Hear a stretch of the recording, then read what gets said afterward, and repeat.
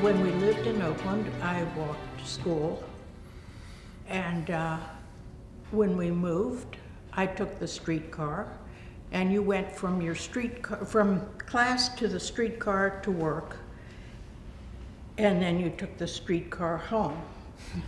And this was wonderful because there were a lot of streetcars here because Forbes Field was here, and the Syrian Mosque was here, and the library is here, and the museum's here. And I mean, this is the center of Earth. So, made it, maybe not one of those Rudy Valley movie kind of campuses, but made a lot of sense if you were going to be in the city. I grew up in Hazelwood, and there was a little corner drugstore. Andy Mazzaris was the proprietor, and I had been in that working, and Pitt was really the natural place to go. He was an alumnus of the university, and at that time, the School of Pharmacy was the Pittsburgh School of Pharmacy as opposed to the University School of Pharmacy. And they were in a building, an off-campus building, maybe the only one of its kind, located, it was known as the School on a Bluff, fairly close to Duquesne University, right where Mercy Hospital is now. It was a house? And it was a house, converted. And as my wife said, you take a streetcar from Hazelwood along 2nd Avenue, go up Rady Street, take one on Forbes Avenue, and you're basically at the school 2 streetcars away. And like pharmacy students, you had to have 2,700 hours working in a pharmacy as far as being able to take your state board examinations. And some of them had, only a few of them could be during school, but most of them had to be in the summertime. But virtually everyone I knew worked after school also because, and of course our class was made probably of 50% or maybe even a bit more of returning GIs on GI scholarships. And they were considerably older than the majority of the students there, and older, wiser, harder working, etc. They really had to make it. Some were married, etc. And we had a hard time studying, etc., just to keep up with a lot of these guys. It was $12 a credit. I didn't stay on campus and didn't have any money to belong to a fraternity, but I always think about how lucky I was because it was only 12, but back then 12 bucks was a lot of money. I got involved luckily into computers at Westinghouse. We designed process control computers, and it was truly wonderful for me.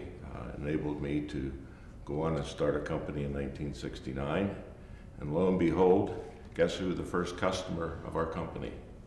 The University of Pittsburgh.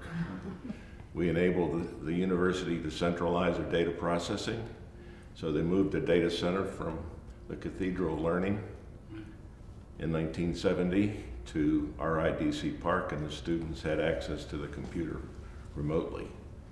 So I owe a lot to this university. I think I spent most of my time here in the Cathedral of Learning. I don't really remember going anywhere else for classes except the Alumni Hall for chemistry. That's no Alumni Hall, it's up on the hill. But most of my classes were right here, and then I spent a lot of my time in the tuck shop. Now, is the tuck shop still here? There's something down there, but they don't call it. They don't call it a tuck shop. Well, I spent, a lot of my time in between classes and all, socializing with a lot of great students that I did meet at that time. So I spent a lot of time here. One thing that we had, a couple things were noticeable as far as particularly in 1950, we had, as I said, a lot of veterans in our class, and pharmacists in our junior year were recruited by an Air Force officer to volunteer for duty during the Korean War. And we would go in with the distinguished rank of corporal. And it was immediately following our graduation and state board exams. So sometime in July of '51, 8 of us went to join the United States Air Force. I stayed first 6 months here on campus, but I didn't like the facilities. They were like in an old dilapidated house, and there was 20 football players and 10 basketball players in this big old house, and they would feed us across the street at a place called the Blue Plate Special. You got everything on one plate, and that was your dinner. And then then I moved back home. My mother and dad took better care of me. But it was fun coming here because this Cathedral of Learning is so special to me. Part of my scholarship was that they gave me a job for 85 cents an hour. So I would sweep the steps down from 36 down to 3, clean out all these classrooms, and we'd work about 20 hours a week, and that was our spending money. And then, of course, when I was a sophomore, we opened the Pitt Field houses. The first year I played underneath the stadium, which was called the Ice Box. It was really cold. But the second year we went up to the old field house. And when you come out of your locker room, you'd have to go down a little dirt ramp. That's how rough it was. And then you'd have to get your feet wiped off before you got onto the hardwood floor because you'd slide all over the place with the dirt on it. And you kept your warm-up suit on till the game started because you were freezing. They couldn't heat it very well. So there was a lot to learn coming here. And I got a great education, majored in real estate, and opened my own real estate company, and been a realtor ever since. I remember about my first year in pharmacy school, which was on campus, that we had 2 classes only in the cathedral, and we were way up. And when you got up there, in the summer it was hot, and there was no air, and they said, well, open the windows, you know. But other than that, the other classes were all over, you know, up in the hill or over at the museum, or, you know, but it was a different situation. There's certain things, like Bill said, insulation was not a big thing in old castles. Right. So between the windows leaking and the walls being ice cold, this was very much a work in progress when I was here. It's improved a lot. Now the main thing is upkeep, I guess. One of the things I recall about that time when I came here in '52, I was a teenager, and the Korean War generated a lot of GI Bill people, or engineers, so to speak. And even though they were just a little bit older, I found myself grounded quite nicely by these people who were trying to get an education, and they knew that if they didn't finish school, that was going to be it. So I maybe took it for granted while they really took it seriously, and it really helped me to become grounded. I joined the sorority, Alpha Kappa Alpha, which was one of the social sororities, and did a lot of things with them. And also, I was a member of, I believe they called it the Women's Chorale, and sang in that group. And we traveled throughout, I guess, the East for concerts and so forth and so on. But that was about my all the social activities that I did, but that was enough. We did a lot of things. I wasn't really involved in sports.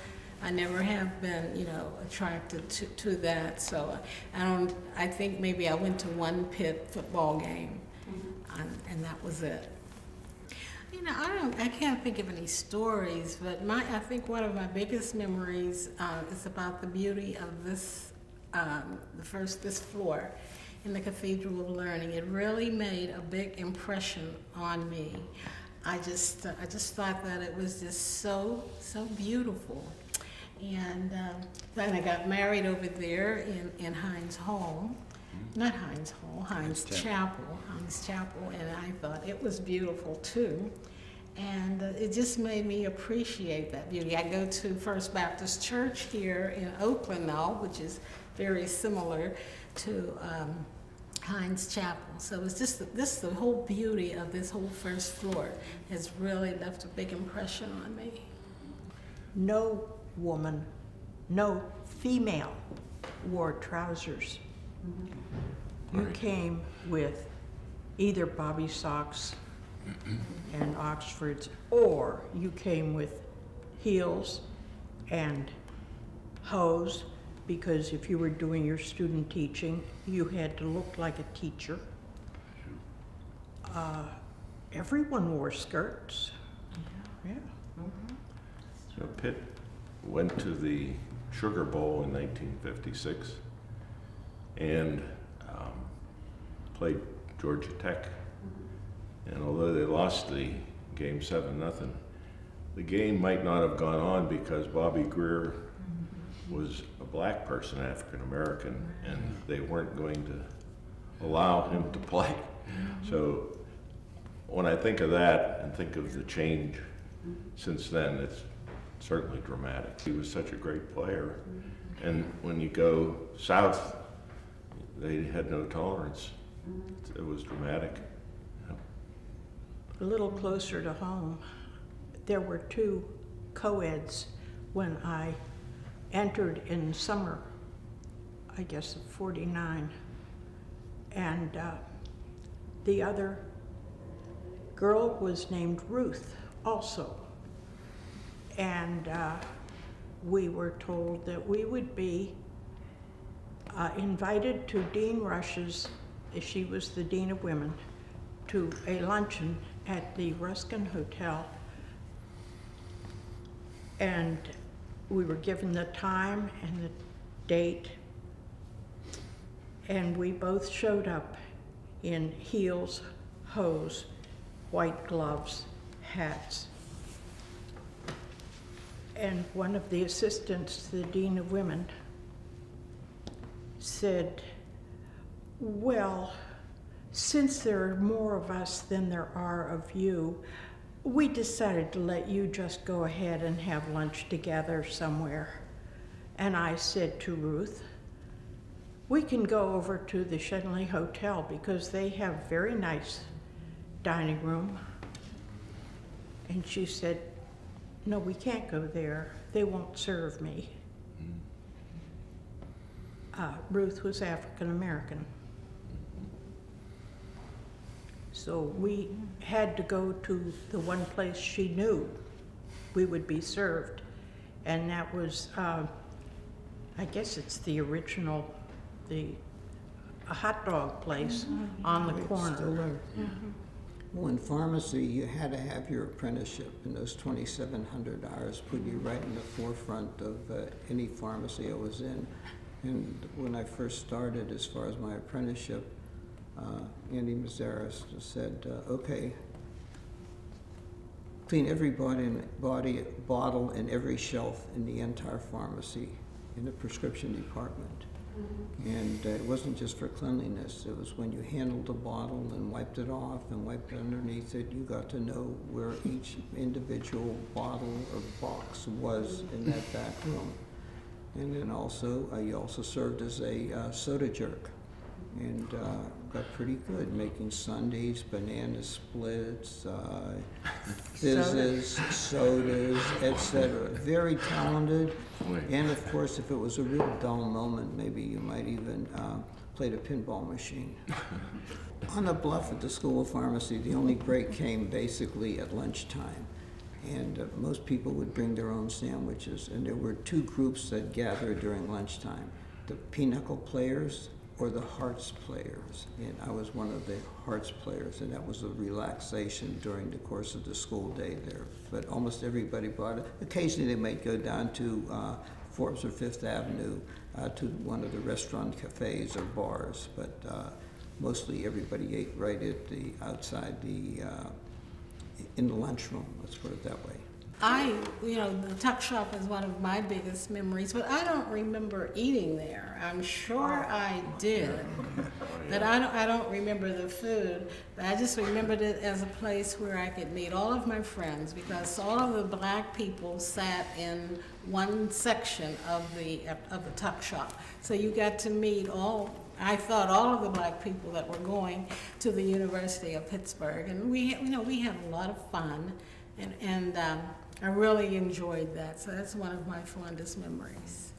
Well, I played when I was a sophomore in the first game in the Pitt Fieldhouse, and ended up against a team called Columbia that were undefeated in 32 games, and we were losing at halftime, and the coach says, "Go ahead in there, Artman." So I watched their best player, and the game got closer, and ended up with about 10 seconds to go, I shot the winning basket. So as a sophomore, that was the